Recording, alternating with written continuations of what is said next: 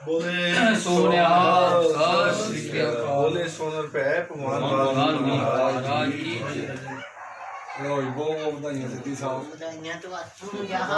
ਅੱਜ ਜਿਹੜਾ ਕਿ ਬੀਜੇਪੀ ਨੂੰ ਛੱਡ ਕੇ ਜਿਹੜਾ ਕਿ ਸਿੱਧੂ ਸਾਹਿਬ ਅਕਾਲੀ ਦਲ 'ਚ ਸ਼ਾਮਲ ਹੋਏ, ਕੀ ਕਹਿਣਾ ਚਾਹੁੰਦੇ ਇਸ ਸੰਬੰਧ? ਵਾਹਿਗੁਰੂ ਜੀ ਕਾ ਖਾਲਸਾ, ਵਾਹਿਗੁਰੂ ਜੀ ਕੀ ਫਤਿਹ। ਸਭ ਤੋਂ ਪਹਿਲਾਂ ਮੈਂ ਬਹੁਤ ਧੰਨਵਾਦੀ ਹਾਂ ਮੇਰੇ ਬਹੁਤ ਹੀ ਪਿਆਰੇ ਮਿੱਤਰ ਛੋਟੇ ਵੀਰ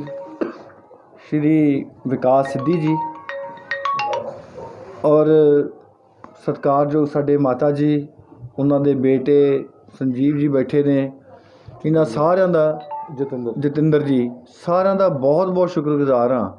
ਕਿ ਇਹਨਾਂ ਨੇ ਅੱਜ ਭਾਰਤੀ ਜਨਤਾ ਪਾਰਟੀ ਨੂੰ ਅਲਵਿਦਾ ਕਹਿ ਕੇ ਸ਼੍ਰੋਮਣੀ ਅਕਾਲੀ ਦਲ ਦੇ ਵਿੱਚ ਸ਼ਮੂਲੀਅਤ ਕੀਤੀ ਆ। ਆਪਾਂ ਸਾਰੇ ਦੇਖ ਰਹੇ ਹਾਂ ਕਿ ਹਿੰਦੁਸਤਾਨ ਦੇ ਵਿੱਚ ਭਾਰਤੀ ਜਨਤਾ ਪਾਰਟੀ ਦਾ ਰਾਜ ਆ ਔਰ ਉਹਨਾਂ ਦੀਆਂ ਜਿਹੜੀਆਂ ਜੋ ਉਹਨਾਂ ਨੇ ਖਾਸ ਤੌਰ 'ਤੇ ਇਸ ਵੇਲੇ ਜਿਹੜਾ ਮੁੱਦਾ ਪੂਰਾ ਗਰਮਾਇਆ ਹੋਇਆ ਪੂਰੇ ਹਿੰਦੁਸਤਾਨ ਦੇ ਵਿੱਚ ਆ ਕਿ ਜਿਹੜੇ 3 ਆਰਡੀਨੈਂਸਿਸ ਲੈ ਕੇ ਆਉਂਦੇ ਸੀਗੇ ਕਿਸਾਨੀ ਦੇ ਖਿਲਾਫ, ਔਰ ਉਸ ਤੋਂ ਬਾਅਦ ਉਹਨਾਂ ਨੂੰ ਇੰਨਾ ਵਿਰੋਧ ਹੋਣ ਦੇ ਬਾਵਜੂਦ ਵੀ ਉਹਨਾਂ ਤਿੰਨਾਂ ਜਿਹੜਾ ਹੈਗਾ ਆਰਡੀਨੈਂਸਿਸ ਨੂੰ ਉਹਨਾਂ ਨੇ ਕਾਨੂੰਨ ਬਣਾ ਦਿੱਤਾ। ਔਰ ਅੱਜ ਵੀ ਦੇਖੋ ਕਿਸਾਨ ਜਿਹੜੇ ਨੇ ਉਹ ਸੜਕਾਂ 'ਤੇ ਬੈਠੇ ਨੇ, ਬੱਚੇ ਬੈਠੇ ਨੇ, ਬੀਬੀਆਂ ਬੈਠੀਆਂ ਨੇ, ਸਾਰੀਆਂ ਸਵਾਏ ਭਾਰਤੀ ਜਨਤਾ ਪਾਰਟੀ ਤੋਂ ਸਾਰੀਆਂ ਪੋਲੀਟੀਕਲ ਪਾਰਟੀਜ਼ ਇੱਕ ਮੰਚ ਤੇ ਹਨ,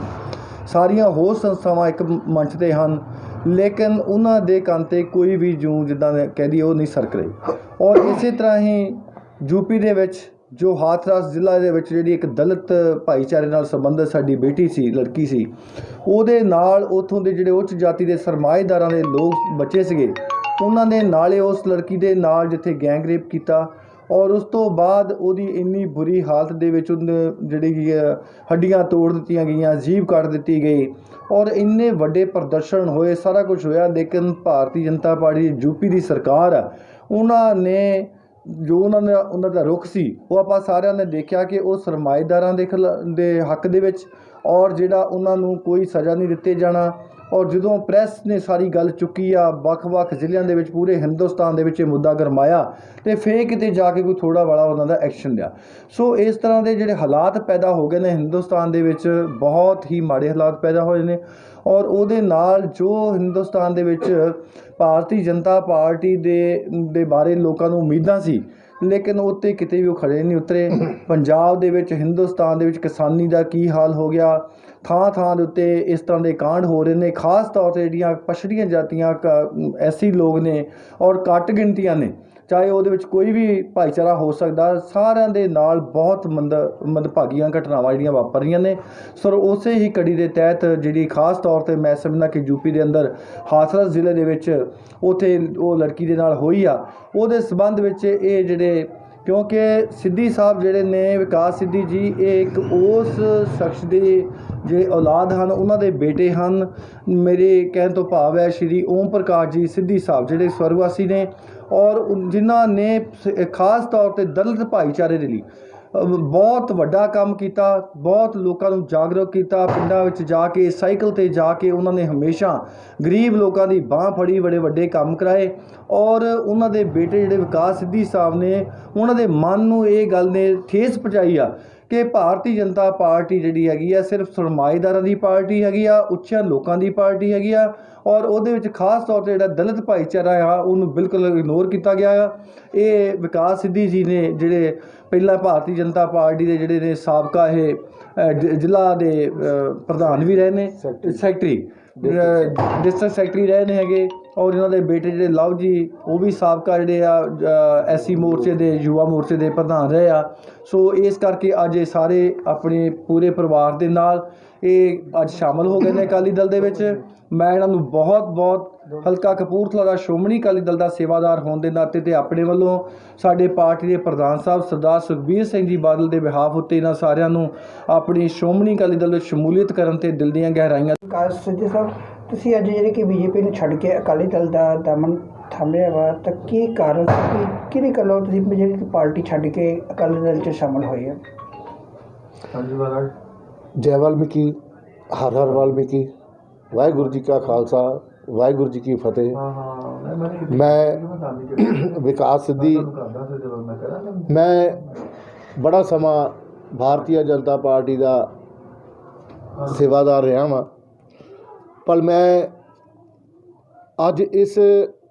ਦੁਖੀ ਹਿਰਦੇ ਨਾਲ ਦੱਸਦਾ ਕਿ ਭਾਰਤੀ ਜਨਤਾ ਪਾਰਟੀ ਦੀ ਸਰਕਾਰ ਯੂਪੀ ਦੇ ਵਿੱਚ ਆ ਔਰ ਸਾਡੇ ਸਮਾਜ ਦਾ ਉੱਥੇ ਬਹੁਤ ਬੁਰਾ ਹਾਲ ਆ। ਦਲਿਤ ਭਾਈਚਾਰੇ ਦਾ ਬਹੁਤ ਬੁਰਾ ਹਾਲ ਆ ਔਰ ਸਾਡੀ ਨਿਸ਼ਾ ਭੈਣ ਜਿਹੜੀ ਉੱਥੇ ਹਸਰਤ ਦੇ ਵਿੱਚ ਆ, ਉਹਦਾ ਸਾਰਾ ਕੁਝ ਸਾਰੀ ਸਥਿਤੀ ਦੇਖਦੇ ਹੋਏ ਮੈਂ ਮਨ 'ਚ ਸੋਚਿਆ ਕਿ ਸਾਡੇ ਸਮਾਜ ਦਾ ਜਿਹੜਾ ਬੀਜੇਪੀ ਨੇ ਵੀ ਕਦੇ ਵੀ ਸਾਰ ਨਹੀਂ ਕੀਤੀ ਔਰ ਜਿੱਥੇ ਜਿੱਥੇ ਸਰਕਾਰਾਂ ਹੈਗੀਆਂ ਉੱਥੇ ਉੱਥੇ ਦਲਿਤ ਸਮਾਜ ਨਾਲ ਧੱਕੇਸ਼ਾਹੀ ਹੁੰਦੀ ਆ। ਸਾਡੇ ਕੋਲ ਬੈਠੇ ਬਰਦਾਸ਼ਤ ਨਹੀਂ ਹੁੰਦੀ। ਮੈਂ ਅੱਜ ਮਨ ਬਣਾਇਆ ਕਿ ਕਿਉਂ ਨਾ ਅਸੀਂ ਉਹਨਾਂ ਸ਼ਖਸੀਅਤਾਂ ਦੇ ਨਾਲ ਜੁੜੀਏ ਜਿਨ੍ਹਾਂ ਦੇ ਨਾਲ ਸਾਡਾ ਸਮਾਜ ਦਾ ਜਿਹੜਾ ਉਹ ਬੇੜਾ ਪਾਰ ਹੋ ਸਕੇ। ਮੈਂ ਸ਼੍ਰੋਮਣੀ ਅਕਾਲੀ ਦਲ ਸਾਡੇ ਹਲਕਾ ਇੰਚਾਰਜ ਸਾਡੇ ਵੱਡੇ ਵੀਰ ਜੀ ਭਾਜੀ ਸਾਡੇ ਸਰਦਾਰ ਪਰਮਜੀਤ ਸਿੰਘ ਐਡਵੋਕੇਟ ਔਰ ਸਾਡੇ ਹੀ ਬਰਾਦਰੀ ਦੇ ਨੌਜਵਾਨ ਸਭਾ ਵਾਲਮੀਕੀ ਬਰਾਦਰੀ ਮਹੱਲਾ ਸ਼ਹਿਰੀਆਂ ਦੇ ਕੋਮਲ ਸੋਤਾ ਜੀ, ਇਹਨਾਂ ਨੇ ਮੇਰੇ ਨਾਲ ਗੱਲਬਾਤ ਕੀਤੀ ਕਿ ਭਾਜੀ ਆਪਾਂ ਨੇ ਸਮਾਜ ਦਾ ਜਿਹੜਾ ਆ ਵੀ ਉਹ ਦੇਖੋ ਕਿੰਨਾ ਬੁਰਾ ਹਾਲ ਹੋ ਰਿਹਾ। ਇਸ ਕਰਕੇ ਮੈਂ ਅੱਜ ਇਹ ਵਿਚਾਰ ਕੀਤਾ ਕਿ ਮੈਂ ਤਾਂ ਉੱਥੇ ਜਾਣਾ ਚਾਹੁੰਦਾ ਜਿੱਥੇ ਸਾਡੇ ਸਮਾਜ ਦੀ ਇੱਜ਼ਤ ਹੋਵੇ। ਔਰ ਸ਼੍ਰੋਮਣੀ ਅਕਾਲੀ ਦਲ ਨੇ ਅਸੀਂ ਭਲਾ ਭਾਰਤੀ ਜਨਤਾ ਪਾਰਟੀ 'ਚ ਕੰਮ ਕਰਦੇ ਸੀਗੇ, ਪਰ ਸ਼੍ਰੋਮਣੀ ਅਕਾਲੀ ਦਲ ਬਾਦਲ ਨੇ, ਵੱਡੇ ਬਾਦਲ ਸਾਹਿਬ ਨੇ, ਸੁਖਬੀਰ ਬਾਦਲ ਸਾਹਿਬ ਨੇ ਸਾਡੇ ਸਮਾਜ ਨੂੰ ਇੰਨਾ ਕੁ ਗੱਲ ਨਾਲ ਲਾਇਆ ਸੀ ਔਰ ਸਾਨੂੰ ਫਖਰ ਸੀਗਾ ਕਿ ਸਰਦਾਰ ਸੁਖਬੀਰ ਸਿੰਘ ਬਾਦਲ ਜਿਹੜੇ ਆ ਉਹ ਪੰਜਾਬ 'ਚ ਦਲਿਤਾਂ ਦੀ ਗੱਲ ਸੁਣਦੇ ਆ। ਔਰ ਅੱਜ ਸਾਡਾ ਵਾਲਮੀਕ ਤੀਰਥ ਦੇਖ ਲਓ,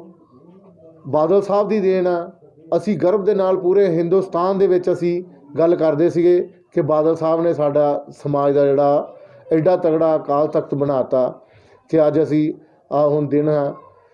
ਵਾਲਮੀਕ ਮਹਾਰਾਜ ਦਾ ਪ੍ਰਗਟ ਦਿਵਸ ਸੀ, ਉਸ ਸੰਬੰਧ ਦੇ ਵਿੱਚ ਵੀ ਸਾਰੇ ਲੋਕ ਯਾਤਰੀ ਜਾਂਦੇ ਆ ਔਰ ਸਾਨੂੰ ਮਾਣ ਹੁੰਦਾ। ਔਰ ਬੀਜੇਪੀ ਪਾਰਟੀ ਨੇ ਤਾਂ ਸਾਡੇ ਸਮਾਜ ਵਾਸਤੇ ਕੁਝ ਕੀਤਾ ਹੀ ਨਹੀਂ। ਸ਼ਹਿਰ ਦੇ ਵਿੱਚ ਦੇਖ ਲਓ ਜਾਂ ਪੂਰੇ ਹਿੰਦੁਸਤਾਨ ਦੇ ਵਿੱਚ ਦੇਖ ਲਓ, ਅੱਜ ਕਿਸੇ ਬੀਜੇਪੀ ਵਾਲੇ ਨੇ ਕੋਈ ਬਾਬਾ ਸਾਹਿਬ ਡਾਕਟਰ ਅੰਬੇਡਕਰ ਜੀ ਦਾ ਔਰ ਨਾ ਹੀ ਕਦੀ ਵਾਲਮੀਕ ਮਹਾਰਾਜ ਦਾ, ਨਾ ਸਾਡੇ ਗੁਰੂ ਰਵਿਦਾਸ ਮਹਾਰਾਜ ਦਾ ਕੋਈ ਦਿਨ ਮਨਾਇਆ ਹੀ ਨਹੀਂ। ਔਰ ਅਸੀਂ ਤਾਂ ਉਸ ਪਾਰਟੀ ਦੇ ਨਾਲ ਜੁੜਦੇ ਹਾਂ ਵੀ ਜਿਹੜੇ ਸਾਡੇ ਸਮਾਜ ਦੀ ਕਦਰ ਕਰਦੇ ਆ।